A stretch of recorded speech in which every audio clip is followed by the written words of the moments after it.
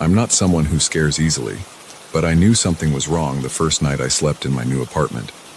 I'd spent almost a year saving up to move out of the cramped studio I used to live in. I wanted more space, a better neighborhood, and a sense of progress in my life. When I signed the lease on this second-floor place, I felt proud of myself. It was a big step up from where I'd been.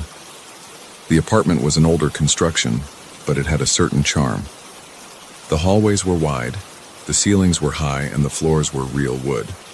I liked the vintage feel when I first toured it, even though a part of me noticed a faint smell of old paint or must. I thought it was normal for an older building.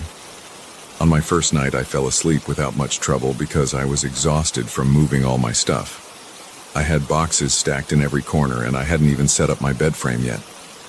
I basically threw a mattress on the floor, put some blankets on it, and crashed. I remember waking up around 3 in the morning. I didn't see anything unusual at first. It was just dark and quiet. I rolled over, thinking I would drift back to sleep, but I heard something in the corridor outside my apartment door. It sounded like heavy footsteps, almost like someone wearing boots. It had a steady rhythm, like a march or a patrol. Thump, thump, thump, thump. I sat up, listening.